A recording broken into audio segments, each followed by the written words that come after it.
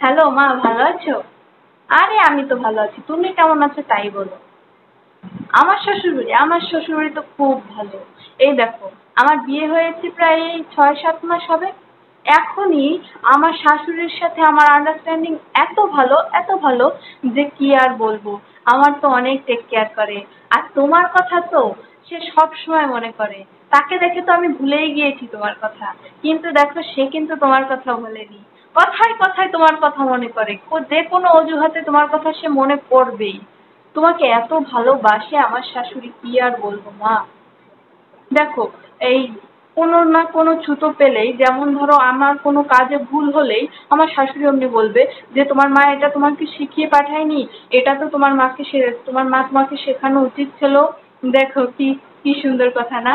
তোমাকে কোনো না কোনো ছুতোয় মনে করবেই। যেমন ধরো আমার কোনো ভুল হলে তক্ষুনি বলবে তোমার মা তো এটা তোমাকে শিখিয়ে পাঠানো উচিত ছিল, আমি তো আমার মেয়েকে শিখিয়েছি, তোমার মা তোমাকে এটা দিয়েতে দেয়নি কেন, মার তো এটা দেয়া উচিত ছিল। দেখো, কোনো না কোনো ছুতো পেলেই তোমাকে মনে করবে। আর তোমার জামাই, বাবা তার কথা কি বলবো। তার মতো এমন মা ভক্ত ছেলে, সব সামাজিক গুণী ছেলে আমি কোথাও দেখিনি। এমন স্বামী পাওয়া তো আমার ভাগ্যের ব্যাপার। এমন স্বামী কয়জন পায় বলো? আরে না, তুমি যে কি বলো না। সে তার মাকে এত ভালোবাসে মা, আমি তো তোমার জামাইকে দেখে মাকে কিভাবে ভালোবাসতে হয় আমি আবার প্রথম করে শিখলাম। তোমাকে আমি এখন থেকে এইভাবেই ভালোবাসবো মা, ভুল বলুক ঠিক বলুক, যা বলুক তার কাছে সবই ঠিক। আমি ভাবছি আমার ছেলে মেয়েকেও এমন করে মানুষ করবো, কি বলো মা? হ্যাঁ হ্যাঁ। আরে তুমি যে কি বলো না, আমার শ্বশুর বাড়ির মতো ভালো শ্বশুর বাড়ি হয় নাকি? যেমন ধরো আমার শাশুড়ি কখনো আমার দুর্নাম আমার সামনে করবে না। আমি যদি কষ্ট পাই, একদিনকে এই তো দেখো না, আমার একদিনকে তরকারিতে লবণ একটু বেশি হয়েছে, আমার শাশুড়ি কিন্তু আমার সামনে কিছু বলেনি, না না। কিন্তু পাড়ার সবাইকে বলেছে, পাড়ার এমন একটা লোকও বাদ নেই যে জানে না যে আমি তরকারিতে একটু লবণ বেশি দিয়েছি।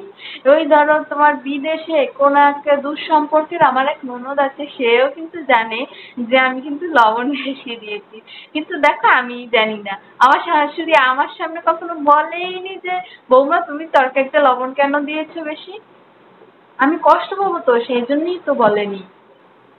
আর আমার শাশুড়ি ননদ, আরে ননদদের কথা কি বলবো মা। তুমি বলেছিলে না 3 বোনের 1 ভাই, একেবারে রাজরানীর মতো থাকবে মা, 3 বোনের বিয়ে হয়ে গেছে। তুমি কি কখনো খবর নিয়ে দেখেছো 3 বোনের কোথায় কোথায় বিয়ে হয়েছে? একজনের 5 বাড়ি পরে বিয়ে হয়েছে, একজনের 3 বাড়ি পরে বিয়ে হয়েছে।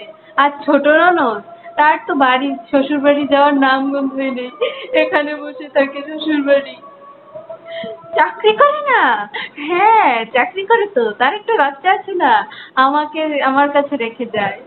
মা, সারাদিন বুয়ার মতো ছেলের পিছনে খাটি। আমি তো ভাবছি আমার সন্তান হলে আমি তাকে কত ভালোভাবে মানুষ করব। সন্তান মানুষ করার ট্রেনিংটা এখনই পেয়ে যাচ্ছি। হ্যাঁ। আরে তুমি কি বলো, তোমার জামাই এত ভালো, কি আর বলবো, এত সুন্দর পারিবারিক শিক্ষা পেয়েছে, এত সামাজিক, মার কথায় ওঠে মার কথায় বসে। এমন ছেলে আমি কখনোই দেখিনি। আর তুমি বিয়ের আগে কি বলেছো? এখানে যাস না ওখানে যাস না, আমাকে কোথাও ঘুরতে দাওনি। বলেছো সব বিয়ের পর স্বামীর সাথে ঘুরবি। আর এখন আমার শাশুড়ি আমার এত কেয়ার করে, বলে যে বাপের বাড়ি থাকতে অনেক ঘোরাঘুরি করেছো, এখন আর ঘোরাঘুরি করতে হবে না, কাজ করো। তুমি কোথায় এটা আমাকে বিয়ে দিয়েছো মা? আর আমার স্বামী, ও বাবা, সে তো কোনো কথাই বলে না, তার মায়ের বিরুদ্ধেও বলে না আমার বিরুদ্ধেও বলে না, চুপ করে থাকে।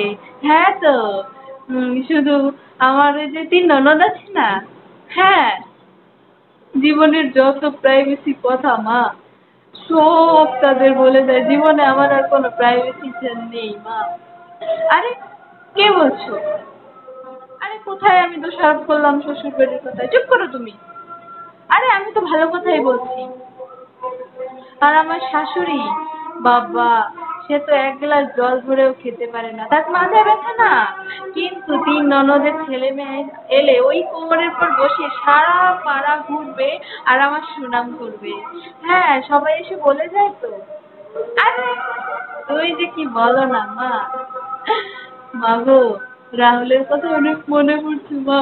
তোমার জন্য তুমি বলেছিলে বেকার ছেলেকে বিয়ে করে কি হবে, তোর জীবনটা নষ্ট হয়ে যাবে।